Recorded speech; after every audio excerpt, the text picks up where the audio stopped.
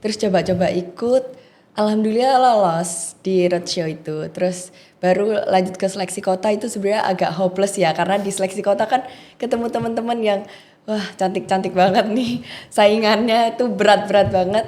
Dan alhamdulillah juga lolos jadi 16 besar. Satu sisi remaja Indonesia itu benar-benar berbeda ya mungkin dari generasi-generasi sebelumnya. Yang mereka generasi sekarang itu lebih maju ya pastinya. Terus mereka itu banyak membawa perubahan buat Indonesia. Mereka banyak yang membawa prestasi membanggakan Indonesia di luar negeri gitu. Apa orang-orang tuh suka menilai saya kalau petantang petenteng lah istilahnya, dugal gitu lah.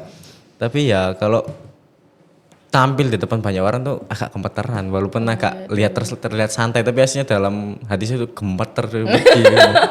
Ya wong liya ngerti apa lah. Iya, wong liya ngerti apa. Kalau aku sendiri bawa 2 program. Yang pertama itu Si Biru. Kalau Si Biru ini tuh sebenarnya tentang mengantisipasi dan juga memberantas perundungan.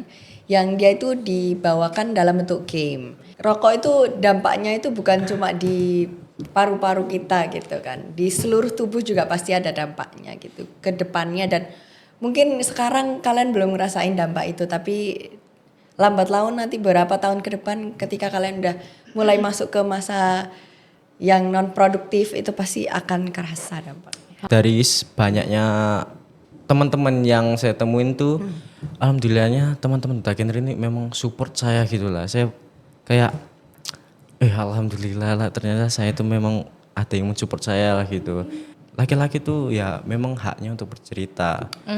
Gak selamanya apapun itu harus dipendam. Mungkin gak kuat seorang laki-laki gitu. Pasti Gak butuh kuat. bercerita juga.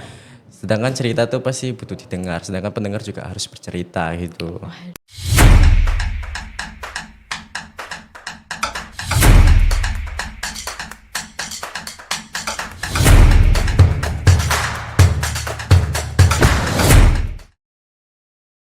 Apa ya, permintaan dari kalian itu nggak habis-habis. Podcast sama Duta Genre.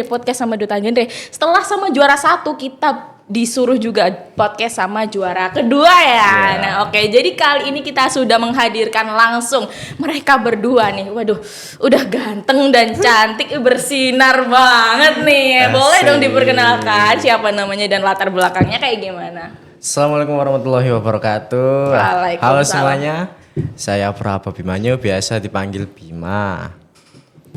Oke, halo semuanya, aku Adia Salasa, bisa dipanggil Adia.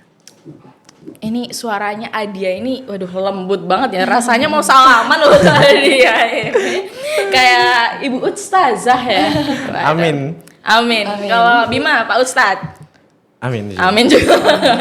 Boleh diceritain dong latar belakangnya kayak gimana? Lahir tahun berapa? Terus hobinya apa? Kayak gimana? Boleh? Oh, dimulai dari aku dulu apa dia? Mas Bima dulu Oke. boleh. Jadi ya aku itu aslinya pindahan sih. Pindahan. Saya lahir di Kalimantan terus pindah ke Jawa ini. Orang tua saya itu asli Jawa, cuman saya lahir di Kalimantan. Jadi teman-teman itu salah memperkirakan saya itu orang Kalimantan, padahal saya itu aslinya darah Jawa. Jadi saya dari kecil tuh di Kalimantan, lahir di Kalimantan. Pas umur 11 atau umur 12 gitu baru pindah ke Jawa gini. Jadi ya culture shock lah, perbedaan antara Kalimantan sama Jawa itu kan beda banget ya. Kalau di Kalimantan itu kan toleransinya yang paling saya notice itu toleransinya paling kuat. Di sana itu kan Islam, Kristen, Katolik ataupun yang agama yang lainnya itu hidup bersama gitu. Kalau di Jawa ini mayoritas itu kan Islam semuanya. Gitu yang membuat saya gak culture shock gitulah. Terus ada lagi adat-adat Jawa seperti 7 bulan gitu ngaji-ngaji orang mati itu saya cukup nang Jawa kok ngene ya di Kalimantan gak ono kok. Oh, di sana enggak ada? Enggak ada di Kayak Kalimantan. tahlilan gitu. Enggak ada tahlilan. Cuman pas hari meninggalnya itu baru. Oke. Sorry, ini mungkin dikat ya. Di Kalimantan beneran ada kuyang nggak? Nah itu, saya juga cari-cari itu. Cuman orang tua saya ini sih yang pernah ceritain. Jadi di Kalimantan itu ada namanya yang saya nggak tahu spesifik nama burungnya. Cuman suaranya itu pasti tahu anak kecil, anak bayi yang nangis gitu sih, anak emak gitu. Nah itu setiap jam 2 sampai jam 3 itu burung itu bunyi di pohon-pohon gitu. Itu yang menandakan kalau orang-orang sekitar situ bilang itu kalau ada makam pendem. Maksudnya pangkal pendem itu kayak anak yang baru lahir mungkin baru keluar masih janin gitu langsung ditaruh aja di tanah gitu. Waduh, serem juga. Tapi saya nggak tahu itu fakta apa enggak. Soalnya saya nggak pernah dengar. Cuman orang tua saya saja yang pernah dengar. Kalau bangun buat sholat tahajud gitu. Oke, serem juga ya berarti kayak. Apa ya apalagi kan di Kalimantan itu kan masih asri gitu banyak hutan-hutannya itu. Saya juga ada pengalaman itu kan jarak rumah saya sama masjid itu jauh. Itu jadi saya tuh kalau sholat maghrib itu pasti lewari gitu, kayak maraton aja. Apa nggak sama teman-teman gitu atau sendiri? Enggak, beda. Jadi di jalan rumah saya itu cuman saya sendiri yang rajin sholat ke masjid gitu. Waduh, cuma saya sendiri. Oke, boleh lanjut. Udah itu aja sih. Berarti sendirian lari maghrib-maghrib. Iya, sendirian lari. Kalau mungkin yang momen lucunya itu kalau misalnya mati lampu kan Kalimantan juga sering mati lampu gitu. Nunggu orang lewat.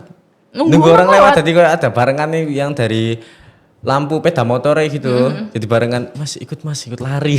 Oh, berarti bisa gitu? Bisa. Aku kira ya cuma kayak nunggu motor lewat terus kamu ikutan lari nututi peda. Ya kalau misalnya saya tahu orangnya saya minta tumpang gitu. Tolong barengin sampai ke rumah saya. Mati lampu. Apa enggak nebeng kayak kamu berapa bersaudara kalau boleh tahu? Saya 3 bersaudara. Anak keberapa? Anak kedua. Anak kedua ya, atau kayak sama adik atau sama mas? Enggak, saya kan saya ada punya mbak sama adik. Mbak saya ini kan perempuan jadi ya jarang lah sembahyang di masjid. Di Terus luar adik saya juga kan masih kecil. Terus saya itu kan kerja di sana jadi pulang maghrib kalau nggak isya gitu. Oh, berarti emang harus sendiri. Iya harus sendiri. Berarti stigma masyarakat yang nganggep Kalimantan sehoror itu tuh menurutmu sebagai warga Kalimantan bener nggak? Beneran sih, beneran. Bukan kita yang ngomong, lu ya orang Kalimantannya sendiri yang ngomong. Oke, ke Kak Adia ya. Oke, boleh diceritain dong latar belakangnya kayak gimana? Kalau aku sendiri sebenarnya sama kayak Mas Bima ya. Jadi bukan orang asli Mojokerto. Jadi dulu juga pindahan. Jadi aku dulu lahir di Surabaya, deket ya nggak sejauh Mas Bima. Iya, deket. Di Surabaya. Terus sampai umur 5 tahunan pindah ke sini baru. Nggak banyak culture shock ya? Enggak, karena deket. Jadi Deket juga ya? mirip-mirip lah. Mirip-mirip. Tapi menurutmu apa bedanya Surabaya sama Mojokerto? Apa beda macetnya aja? Kalau menurutku beda suhunya. Kenapa ya Surabaya lebih panas atau gimana? Kalau menurutku malah lebih panas sini. Nah ya menurutku juga gitu. Sini panas banget. Bener, di sini tuh kayak satu orang mataharinya satu. Iya, betul banget. Kalau di Surabaya tuh satu rumah satu, di sini satu orang satu. Oke, langsung masuk ke topiknya ya. Gimana sih ceritain dong perjalanan kalian waktu sebelum, maksudnya kayak daftar duta genre ini kayak gimana?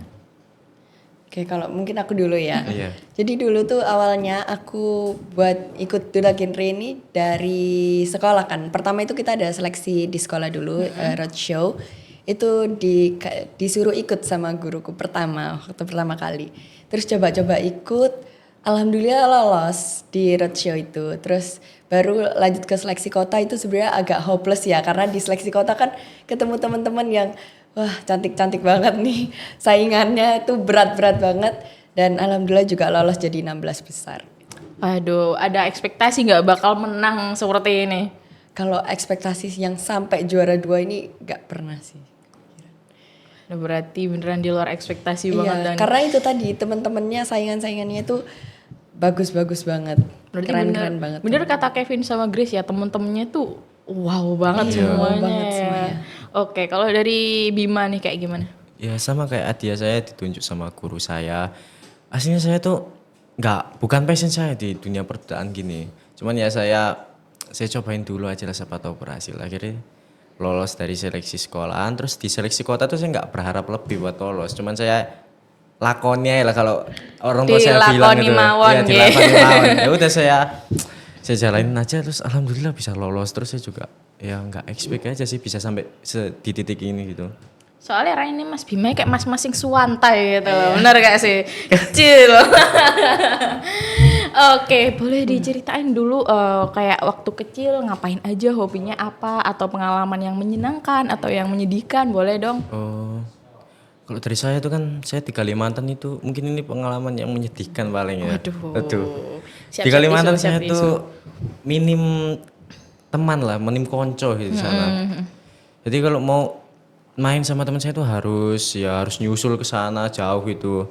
Jadi saya tuh setiap sore gitu tuh saya pasti cuman diam di depan rumah aja, cuman bengong gitu aja. Ya karena kan nggak ada kawan gitu, nggak ada ya buat main-main lah, sekitar main gitu. Terus baru di Jawa di sini saya alhamdulillah saya punya saudara, jadi ya sering-sering datang main ke rumah saya gitu ya buat main-main ataupun bercanda. Terus paling kultur shocknya juga ya diajarin meso itu. Waduh, siapa nih Dulu yang saya ngajarin? pikir ya cuman perkataan biasa, terus baru dijelasin sama orang tua ini, kau lele kok gini-gini iki bahasa kotor, walah ya udah. Ada nggak anak-anak duta genre yang ngajarin kamu lagi? Terus dari kecil hobinya apa kalau boleh tahu? Dari kecil hobi saya tuh mungkin itu ya suka olahraga gitu, entah lari, main badminton, main bola. Oh main bola sih yang paling saya suka itu. Sampai pas di Jawa ini saya baru tahu kalau ada SSB, makanya orang tua saya masukin ke SSB. Terus pas SMP saya berhenti buat nggak ikut SSB. Tapi sampai sekarang masih suka-suka itu sepak bola. Iya masih suka sepak bola. Klub kesukaannya apa nih kalau boleh tahu? Apakah MU? Enggak sih, saya tetap timnas Indonesia sih. Oh, waduh, timnas Indonesia. Oke, tapi apa itu kayak mungkin kadang kan anak kecil tuh yang hobinya sepak bola tuh Iya. kadang cita-citanya juga jadi pemain sepak bola nih. Iya. Apakah kamu juga sama? Iya dulu, tapi sekarang udah enggak. Kalau boleh tahu cita-citanya sekarang apa? Pengen jadi polisi. Oh, waduh, pingin jadi polisi. Penjarakan aku Pak Polisi. Oke, kalau dari Adia nih kayak gimana dong? Seru nih Penasaran kalau aku. aku. Jadi aku dulu tuh waktu kecil itu anaknya centil banget. Waduh, Banget. waduh. Terus dari kecil tuh suka yang kayak koleksi heels gitu. Terus suka nonton video-video pageant gitu. Terus belajar catwalk gitu-gitu. Apakah di masa kecil kamu juga suka nontonin Barbie? Kalau Barbie, aduh aku agak lupa-lupa inget ya. Tapi kalau Barbie tuh aku lebih suka mainan bonekanya gitu sama teman-teman gitu. Oh, oke. Terus ada nggak hobi kamu waktu kecil yang bisa sampai sekarang gitu? Ya itu tadi, centil-centilan. Hobinya Suka centil make up ya? juga dari kecil. Oke. Ada nggak pengalaman paling yang kamu ingat waktu kecil? Paling ingat ya. Ya yang momen-momen yang waktu masih main-main gitu sama tetangga-tetangga kalau sore gitu. Sekarang kan udah nggak bisa gitu. Kenapa tuh sekarang nggak bisa? Karena sekarang udah pada punya kesibukan sendiri-sendiri juga, udah pada SMA, sekolahnya juga sampai sore kan. Jadi udah nggak. Gimana nih? Dari SMP ke SMA berat nggak? Berat banget. Berat banget. Oke, langsung masuk ke topik utamanya ya. Boleh dijelasin dong program kalian sebagai duta genre ini apa? Boleh dari Aida dulu. Adia ya. Kalau aku sendiri bawa 2 program. Yang pertama itu Si Biru. Kalau Si Biru ini tuh sebenarnya tentang mengantisipasi dan juga memberantas perundungan. Yang dia itu dibawakan dalam bentuk game. Karena kan di sini sasarannya itu adalah anak-anak sekolah gitu. Yang dimana mereka itu pasti kalau misalnya cuma kita kasih materi doang itu bakalan bosen banget ya. boring Jadi ya. di sini materinya tuh dibungkus dalam bentuk game gitu. Itu gamenya kayak gimana kalau boleh tahu? Kalau gamenya itu sebenarnya simple banget sih, cuma kayak tebak-tebakan tapi dibentuk teamwork. Jadi kayak masih ada rasa antara satu tim dan tim lainnya itu biar masih timbul rasa kompetitifnya gitu. Jadi masih serunya itu kayak aduh aku harus menang gitu. Kalau satunya lagi apa? Kalau yang serasa itu Senin Rabu with Sahabat Spensa itu programnya konseling sebaya. Jadi kayak cuma kalau misalnya ada teman-teman yang mungkin punya masalah itu bisa cerita ke kita-kita yang di Big Air Sahabat Spensa ya kalau di SMP 1 itu gitu. Oh, sama. Tapi programnya dilakuinnya di hari Senin sama Rabu. Senin sama Rabu. Senin sama Rabu atau Senin sampai Rabu nih? Senin sama Rabu. Waduh, jadi pengen jadi anak Spensa juga rasanya nih. Oke, kalau Bima gimana nih programnya? Kalau aku cuman bawa satu program aja sih. Jadi kan kemarin itu kan temanya kan menghadapi tantangan era digital ya gitu ya. Jadi saya mengeluarkan suatu web gitu. Jadi web saya ini kakak tahu kayak Twitter gitu nggak sih? Nah itu kurang lebih kayak gitu, cuman masih banyak kurangnya lah, soalnya kan web itu kan banyak errornya gitu, agak susah. Nah jadi di web saya itu harapan saya buat teman-teman itu bercerita gitu, bercerita tentang suatu permasalahannya, tadi mau dibully atau apapun itu, jadi kita bisa berdiskusi di situ tanpa mengetahui identitas satu sama lain, jadi kayak disamarkan lah Anonim identitasnya. Iya anonim. Berarti keren banget bisa bikin web. Kamu jurusan apa sekolahnya kalau boleh tahu? Saya dibuatin teman saya sih. Oh, dibuatin teman. Bagus loh, nggak pencitraan loh dibuatin teman saya. Terus itu pandangan kamu kayak programnya selanjutnya kira-kira ada program baru nggak yang kamu pikirin selain web ini? Mungkin nggak ada sih kak, cuman saya lebih polis, saya sempurnain lagi lah web ini saya agar lebih bagus lagi. Soalnya ini kan melibatkan digital lah, apalagi di remaja sekarang kan udah biasa gitu menggunakan digital gitu handphone. Oke, boleh diceritain dong awalnya, maksudnya perjalanan kamu waktu di Duta Genre ini mungkin pas pembekalannya atau gimana itu katanya kan berbulan-bulan ya itunya ya. Boleh diceritain dong. Kalau dari aku ya selama kurang lebih 7 bulan tuh banyak sekali ups and down-nya kan. Pasti dong. Tapi untungnya di sini kita punya teman-teman yang suportif banget. Jadi satu sama lain tuh saling support gitu. Jadi walaupun 7 bulan kita masa prakarantina, tapi itu rasanya itu kayak aduh perasaan baru kemarin ya kita seleksi kota. Tiba-tiba besok kita GF gitu. Berarti kayak waktu ini berjalan cepet banget tapi rasanya kayak udah kenal lama gitu gak sih? Iya. Bahkan kita itu di 1 bulan pertama itu kita kan pertemuan setiap minggu ya Kak. Kita di pertemuan kedua itu aja udah akrab banget. Jadi kayak udah temenan lama gitu. Berarti emang semuanya ini sefrekuensi ya? Iya. Iya. Berarti. Kalau Bima gimana perjalanannya? Ya sama sih kayak Adia sih kurang lebih, cuman kalau saya tuh lebih banyak takut lah gemeter.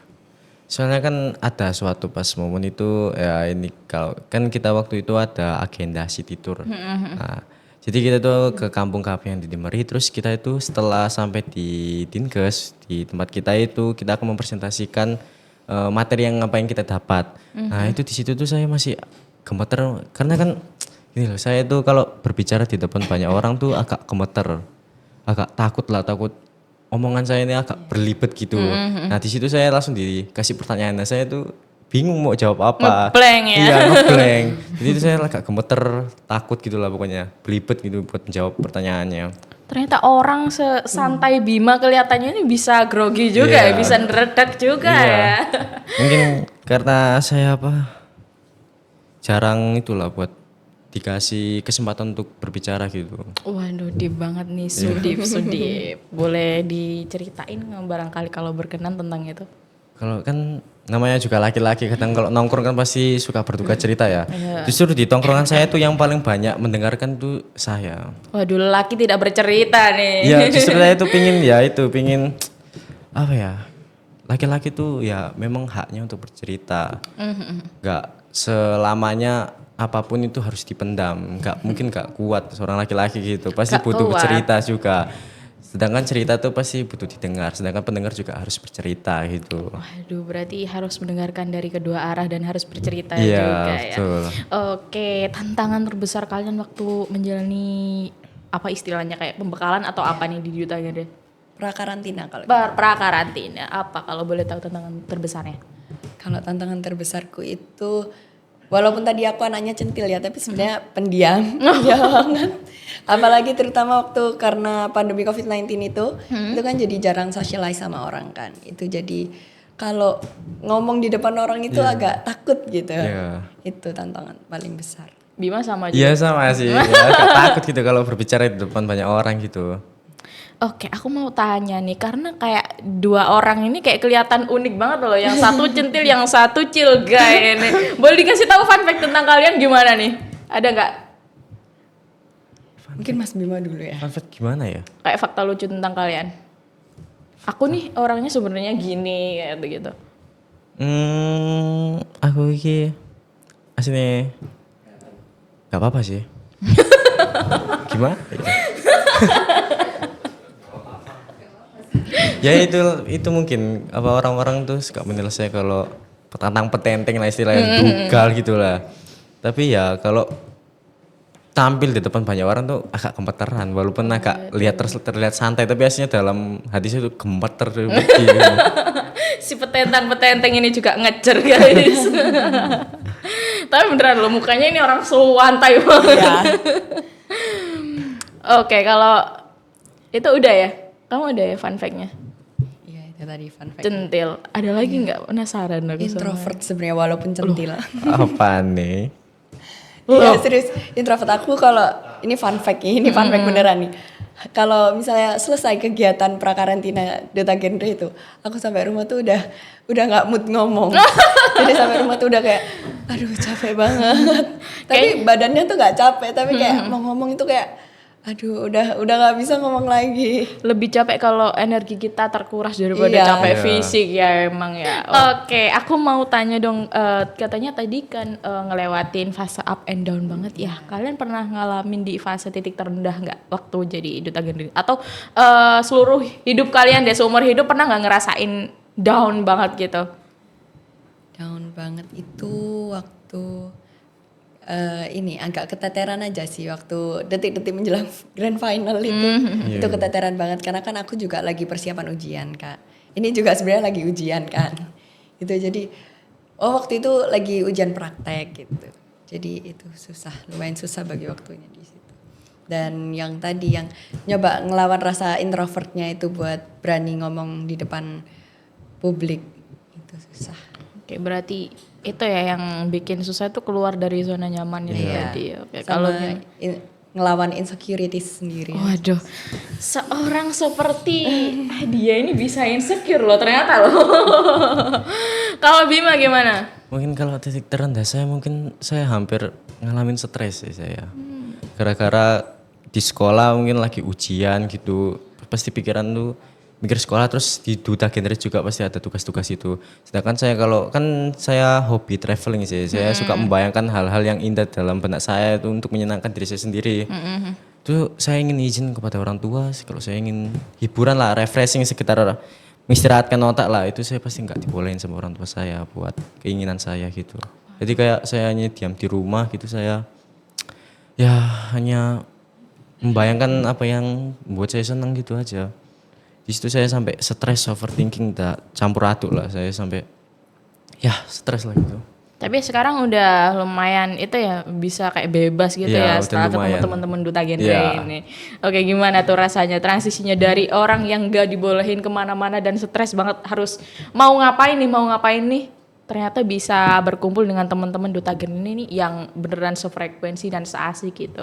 Ya senang sih, apalagi dari banyaknya teman-teman yang saya temuin tuh, alhamdulillahnya teman-teman Duta Genre ini memang support saya gitu lah. Saya kayak, alhamdulillah lah, ternyata saya itu memang ada yang mensupport saya lah gitu. Padahal saya sering kali tuh kayak, ya teman hanya sekitar teman aja. Ternyata ada loh teman yang bisa mensupport temannya, itu baru saya merasakan saat bertemu teman-teman Duta Genre. Disorai di belakang layar lah ini Mas Bima ini. Oke, mau lanjut apa gimana omongnya? Udah. Oh, kalau Kak dia gimana?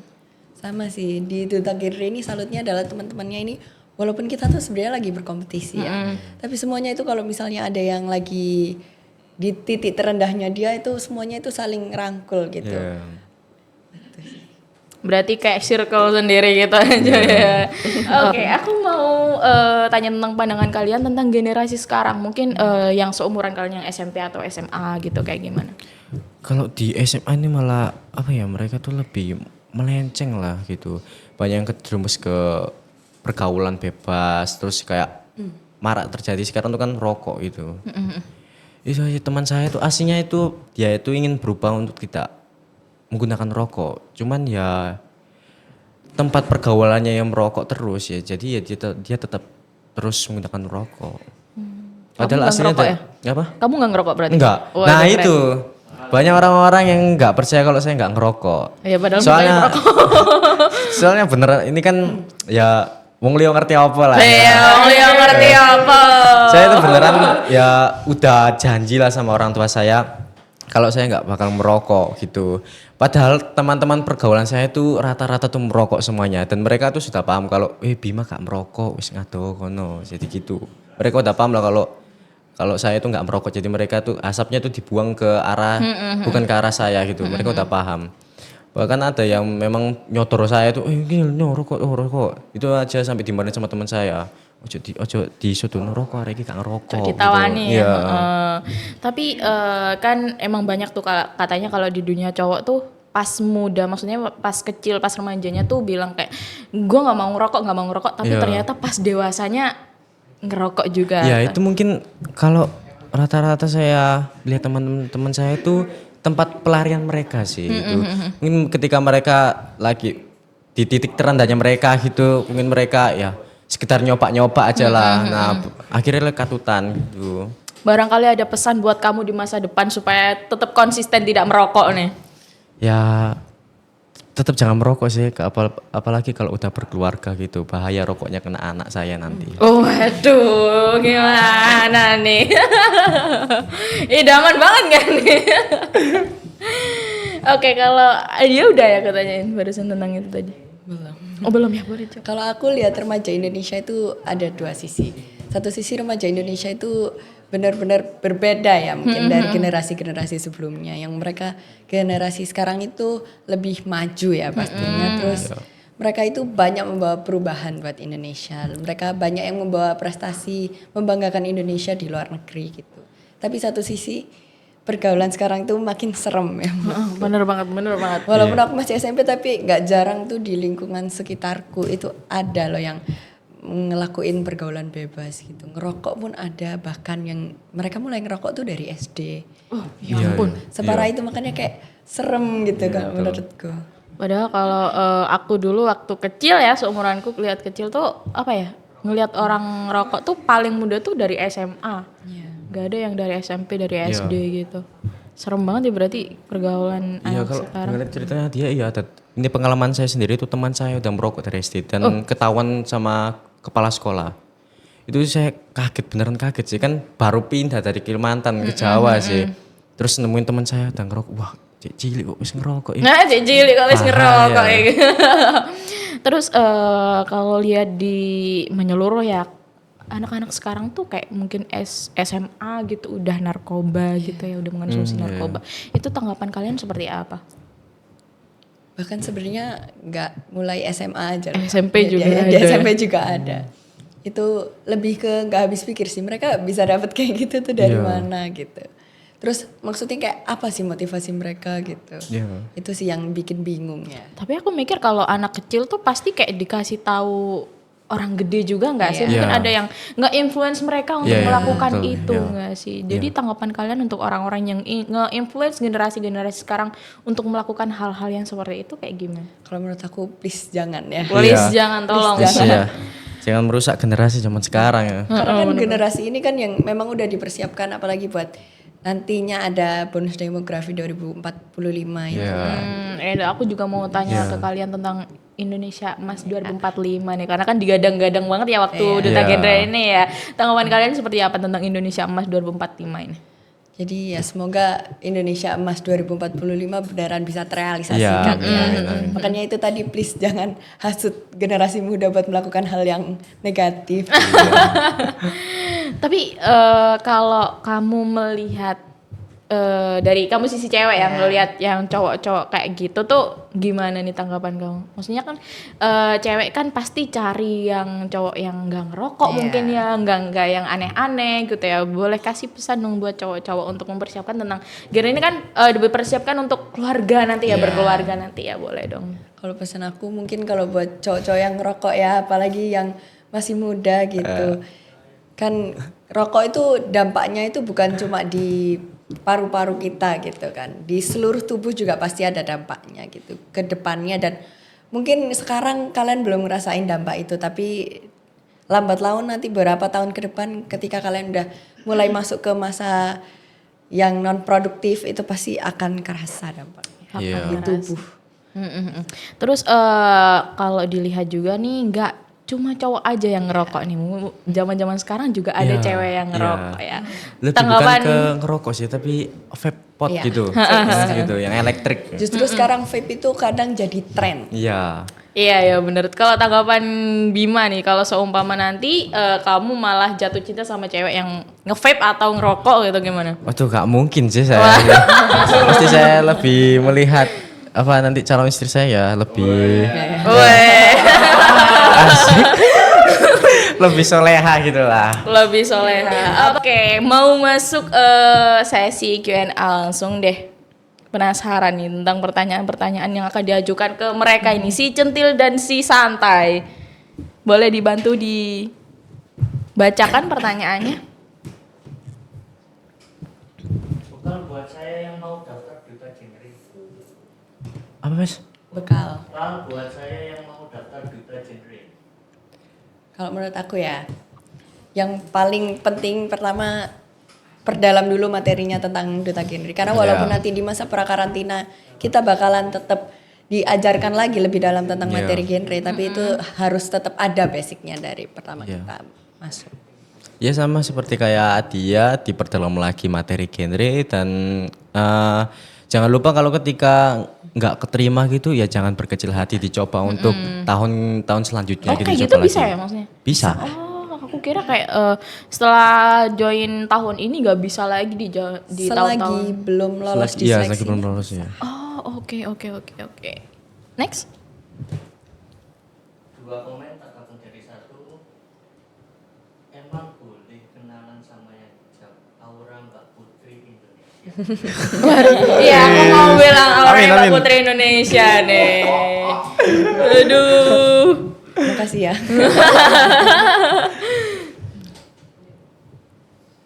Kalau program kamu tidak berhasil, kamu bakal gimana?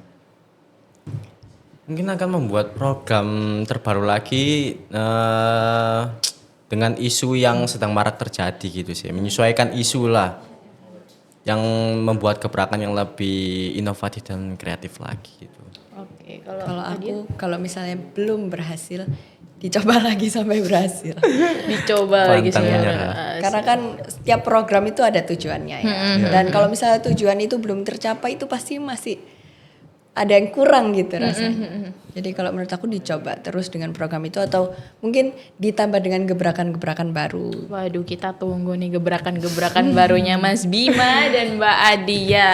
Gebrakan. Oke ada lagi barangkali? Udah. Oke ternyata. Waduh tapi nanti aku aja yang tanya di belakang layar banyak banget pertanyaanku. Oke barangkali ada pesan ke teman-teman yang sekiranya sesuai sama program kamu nih, mungkin program kamu tentang apa dan disampaikan ke teman-teman yang relate tentang program kamu juga. Kalau aku sendiri karena program aku tentang perundungan, jadi yang pastinya stop perundungan karena perundungan itu bakalan bawa dampak negatif itu bukan hanya ke si korbannya, tapi buat pelaku tuh juga ada loh. Mereka pasti akan mendapat sanksi sosial gitu. Dan buat teman-teman yang menjadi korban bullying nih, kadang kan kayak nggak terima sampai kapanpun, itu gimana membuat mereka untuk ikhlas gitu mungkin. Kalau mungkin mereka udah sering ya mendengar kata semangat. Semangat nih. Jadi ya kalau pesan dari aku kalau misalnya memang kalian lagi suka teringat dengan pembulian itu gitu bisa diceritakan gitu atau mungkin bisa ngelakuin hal-hal yang emang kalian suka yang memang hal itu bisa bikin lupa dengan itu. Tapi walaupun mungkin nggak bisa 100% lupa ya, tapi bisa jadi apa ya? Bisa seenggaknya itu bisa mengurangi lah. Jadi kalau walaupun kita lagi mikirin itu seenggaknya di waktu itu tuh sedikit terlupakan gitu. Oke, berarti boleh dong cerita ke Kak Boleh Adia banget. ini nanti boleh disertakan Boleh banget. awalnya nih. Lewat Instagram boleh. Boleh nanti disertakan Instagramnya nih, editor tolong. Kalau Kak Bima, Kalau program aku kan sama kayak Adia, perundungan. Jadi ya harapan saya buat teman-teman yang dirundung lah atau dibully gitu tapi nggak berani untuk bercerita secara langsung mungkin bisa bercerita lewat web saya gitu tanpa mengetahui identitas satu sama lain. Jadi kita berdiskusi saran kita gimana untuk mencari solusi gitu. Kita berdiskusi. Tapi aku penasaran, apa yang membuat kamu bring up tentang tema ini, tentang perundungan ini? Mungkin saya pikir mungkin kalau apabila di dalam kelas gitu ya, mungkin ada 1 atau 2 orang gitu dia merasa kayak dirundung atau didiemin lah sama teman-teman satu kelasnya, tapi dia nggak ada tempat pelarian untuk bercerita, jadi dia hanya mengandalkan HP-nya gitu. Makanya saya buat web gini biar dia tuh bercerita dia mengalami masalah apa gitu, dia di sekolah tuh sedang diapain gitu, dia jadi bisa bercerita terus tanpa orang-orang tuh mengetahui kalau dia yang mengirim pesan tersebut. Oke, kalau Adia sendiri? Kalau aku sendiri sebelum ada program ini tuh aku sebelumnya ngelakuin survei dulu. Tapi hanya di sekolahku ya. Itu aku kasih survei, kalau menurut teman-teman itu apa sih permasalahan yang emang paling banyak dirasain sama teman-teman gitu. Karena nantinya program ini kan juga untuk mereka gitu. Jadi aku rasa mereka juga punya hak untuk dapat program yang sesuai dengan kebutuhan mereka gitu. Dan ternyata lewat hasil survei itu yang paling banyak itu perundungan. Gitu. Gimana perasaan kamu waktu tahu ternyata survei terbanyak hasilnya adalah perundungan nih di sekitar kamu? Karena kalau misalnya nggak dilihat dari hasil survei pun in real life banyak banget ya perundungan gitu. Bener Apalagi banget. di media sosial itu parah-parah banget sampai yang pakai senjata tajam gitu-gitu. Itu kan lumayan serem ya. Iya, mungkin itu sampai yang mengharapkan orang untuk mati mungkin ya. Itu sedih banget sih, itu kasus yang emang benar-benar harus diselesaikan karena kan hubungannya dengan mental. Kalau misalnya mental seseorang udah rusak itu dia pasti ngejalani sesuatu, apalagi menjalani masa depannya itu udah nggak bisa berjalan dengan baik kan pasti. Satu kata buat teman-teman yang mungkin menjadi korban bullying atau bagaimana? Apakah semangat juga nih? Semangat. Bangkit nih, Bangkit, semangat. Oke. Kalian nggak sendirian, masih banyak banget 7 miliar orang di dunia ini. Oke. Pesan untuk teman-teman yang mungkin setelah nonton video ini tuh jadi tertarik untuk daftar jadi duta genre juga seperti kalian. Kalau pesan aku sih ya kalian di sini itu mendapatkan ilmu yang tidak diajarkan di sekolahan. Terus kalian juga mendapat jadi hidup kalian tuh lebih berencana lah ke depannya. Jadi bisa menciptakan keluarga yang lebih harmonis, terus enak lah gitu, kita jadi lebih dekat sama anak kita. Ya intinya join Duta Genre ini seru banget dan bawa pengalaman yang sangat baru ya buat kita gitu. Jadi buruan daftar Sangat duta worth genre it. ya kalau udah Iya, dibuka lagi betul. pendaftarannya, karena bakal ketemu juga nih kayaknya sama kalian ya. Iya betul banget. Sampai ada di podcast ini nih, kita tunggu 2026. So gitu aja episode podcast kita kali ini, sangat menarik banget karena apa ya, pembahasan tentang duta genre ini nggak ada habisnya karena mereka ini prestasinya ini apa ya, di luar batas, udah nggak ketampung nih. Kalau dibahas ini bisa sampai berepisode-episode. Jadi aku bakal bahas tentang duta genre lagi, akan menghadirkan tentang duta genre lainnya lagi. So stay tune di episode podcast kabar terdepan selanjutnya. See you. Salam genre, salam remaja genre, sehat, cerdas, ceria. Genre Indonesia, saatnya yang muda yang berencana.